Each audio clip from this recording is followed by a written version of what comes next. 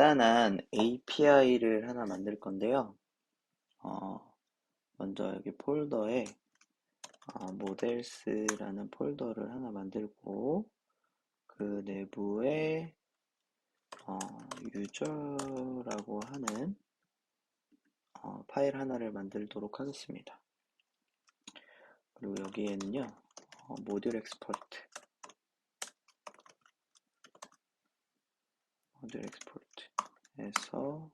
배열로 데이터를 좀 만들어 넣겠습니다.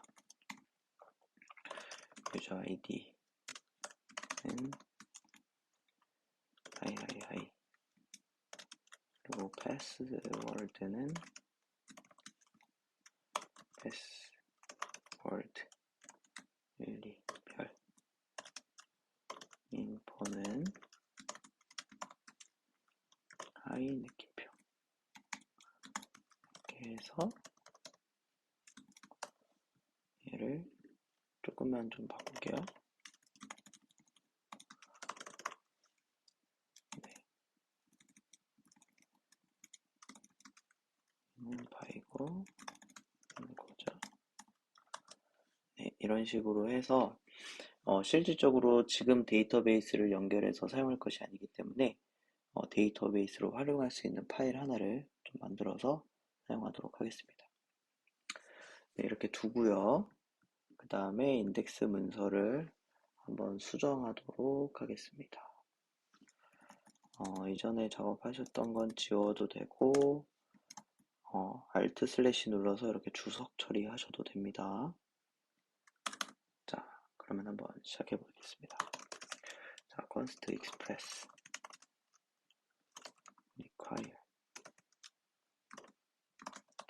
express const app express. 그 다음에 여기에서는 우리가 지금 저장한 형태가 이제 제이슨 형태의 어떤 파일을 사용을 할 거잖아요. 그래서 이제 그것을 활용하기 위해서 그 미들웨어로서 이제 익스프레스 제이슨을 사용을 하고, 그 다음에 익스프레스 URL 엔코드를 좀 사용을 할 겁니다. 여기서 이제 extended parse라고 하는 것은 제이슨 외 파일에 대한 허용에 대한 질문이거든요. 그 parse 허용하지 않겠다, 이런 의미로 이해를 하시면 되겠습니다. 한번 API 메소드를 활용해서 작업을 해보겠습니다. 리퀘스트에서 이제 기본적으로 슬래시 하나만 날라오면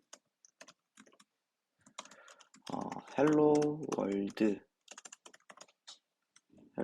느낌표 이렇게 좀 실행을 해줄 거고요.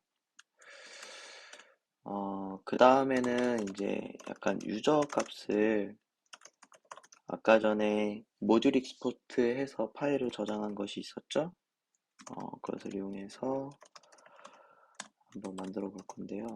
이렇게 유저라는 변수를 생성을 해서 그것을 좀 대입해 보도록 하겠습니다. 자, 이제는 요 위에 부분은 어떻게 보면은 리드하는 값, 인덱스 값에 대한 거고요. 여기에서는 이제 create 해서 유저를 생성하는 것을 한번 해보도록 할게요. users 에서 request response. 이제 users에 post로 값이 넘어오면 얘는 어떻게 하냐, user id에 password info 라는 값에 리퀘스트의 body 값을 저장한다. 네, 이렇게 정해 줍니다. 이게 이제 어떤 의미냐면 const 이용해서 이제 변수 3개를 생성을 하는 거죠. 근데 이 변수들은 어떤 거냐면 이 리퀘스트의 body에 제이슨 형태로 온 키값들이 이런 모양으로 되어 있는 거예요. 이 모양으로 되어 있는 키값으로 값이 넘어오면 해당 키에다가 그 값들을 저장하라는 그런 뜻입니다. 이렇게 해놓고 유저 push 하고 유저 id password info 이렇게 해서 하게 되면 해당 값을 유저에다가 여기 배열로 되어 있었죠? 아까 유저 여기 보시면 이제 배열로 되어 있었죠? 이 배열에다가 이 해당 값을 추가해라 이런 의미가 됩니다. 그렇게 하고 리스폰스 샌드 하고 유저에 어떤 값이 있는지를 최종적으로 사용자에게 보내주는 거예요. 자, 이렇게 해서 create 하나 만들었고 오늘 쭉쭉 만들어 보도록 하겠습니다. need users 앱 이거는 get을 이용해서 넘어왔네요. users 하고 유저 id 하고 물음표. 자, 여기 보면은 좀 URL 디자인이 조금 이상하죠. 얘 같은 경우에는 얘가 이 뒤에 오는 값이 매개 변수라는 뜻이고요. 이 물음표라는 뜻은 매개 변수가 있어도 되고 없어도 된다. 그러니까 둘 다 어떤 동작을 수행할 수 있다. 이런 의미로 이해를 하시면 되겠습니다. request response 하고 const user id 어떤 하나의 유저 아이디를 여기 파라미터 이 부분 얘기하는 거죠. 이 뒤에 부분 파라미터로 이렇게 받았을 때 이 값을 이제 유저 아이디에 저장을 하라는 거고요. 그래서 유저 아이디가 있을 때, 아까 있을 때와 없을 때 다 동작 가능하다고 했죠? 있을 때 이제 포문을 돌려서 이제 찾을 겁니다. 포문은 0부터 유저의 length 그러니까 지금 유저 데이터 안에 있는 사용자들을 전부 조회하는 거예요. 그래서 유저의 배열, 그리고 유저 아이디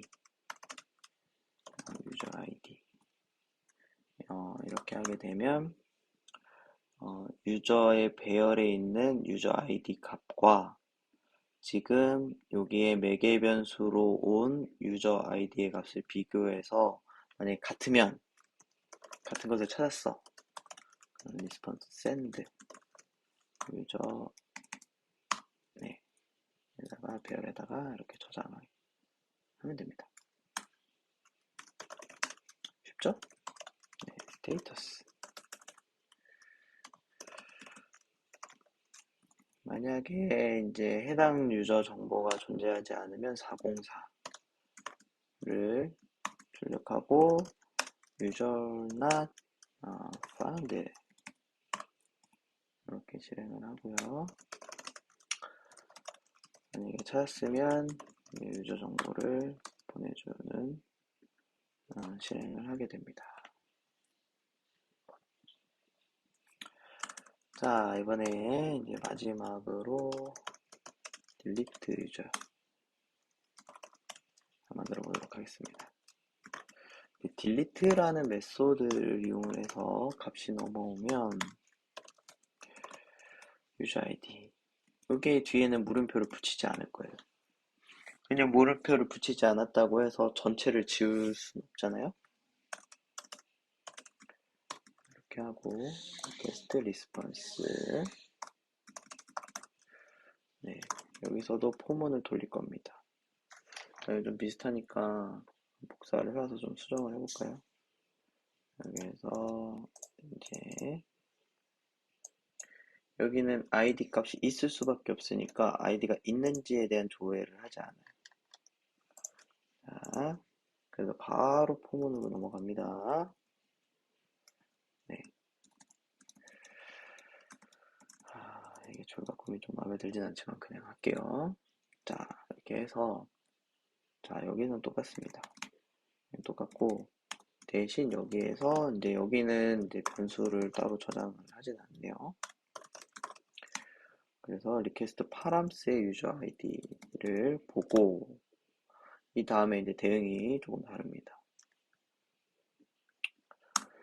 여기에서는 유저의 스플라이스를 이용을 해서 i번째 하나의 요소를 지우겠다. 그래서 배열에서 하나의 요소, 그 i번째에 있는 i를 동일한 i를 찾았으니까 그 i를 지우겠다. 이런 겁니다. response send 유절 네, 이렇게 해주시고요. 여기 404 not found 이렇게 해주시면은 됐죠? 네, 모든 것이 정상적으로 줄바꿈이 안 되니까 참 불편해서 줄바꿈 좀 하겠습니다. 네, 정상적으로 작동이 될 겁니다. 그래서 이제 딜리트 하는 API도 또 하나 만들어 봤어요. 그리고는 실행하는 API를 하면 되겠습니다.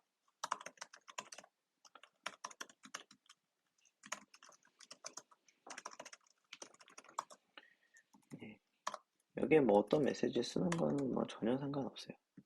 상관없는데 이렇게 하는 겁니다. 자, 이렇게 완성이 됐으면 한번 얘를 중지시키고 여기서 이걸로 다시 실행을 해도 됩니다. node index.js 이렇게 실행을 하면 이렇게 뜨게 되죠. 여기서도 헬로 월드 잘 떴습니다. 그러면 이렇게 해놓고 유저스가 한번 잘 동작하는지 한번 볼까요? 네, 유저스를 실행을 했더니 여기에 기존에 저장되어 있었던 여기 user.js에 저장되어 있는 정보가 화면에 출력되는 것을 볼 수 있습니다. 자, 이렇게 get과 같이 get 메소드 같은 경우에는 여기에 URL에 요청을 보내면, 그러니까 웹브라우저에서 요청을 보내면 기본적으로 get이라는 메소드로 해서 요청을 보내요. 그래서 get 메소드 같은 경우에는 확인하기가 편합니다. 왜냐면 웹브라우저에다가 바로 이렇게 주소 URL을 치면 그 해당 요청을 백엔드 서버에다가 보내는 게 되니까요. 그래서 이렇게 정보도 받아볼 수 있습니다. 그런데 문제는 이런 포스트라든지 이런 딜리트와 같은 메소드를 사용을 할 때에는 좀 어려움을 겪는다는 거예요. 이럴 경우에는 원래 같으면 프론트엔드에서 뭐 폼을 이용하든지 아니면 뭐 이벤트 리스너 같은 것들을 활용을 해가지고 이제 요청을 좀 보내는 거죠. 요청을 보내가지고 그, 그 데이터를 이제 활용을 해가지고 이벤트 리스너가 아니라 이제 패치를 좀 활용을 하겠네요. 네, 그 패치를 활용을 해가지고 이제 요청을 보내서 그것으로 인해서 이제 결과값을 이제 확인하는 그런 방식으로 활용을 하는데 통상 대부분의 사람들이 그렇게 하진 않고요. 특히나 이제 백엔드만 개발하시는 분들도 있는데 그분들이 프론트까지 굳이 다 만들어가면서 테스트해 볼 필요는 없잖아요. 그래서 테스트하기 위해서 제공되는 서비스 중에 하나를 또 배울 건데 이제 포스트맨이라고 하는 게 있습니다. 그래서 다음 영상에서는 포스트맨을 활용해서 우리가 만든 이 API를 한번 테스트해보는 그런 시간을 가져보도록 하겠습니다.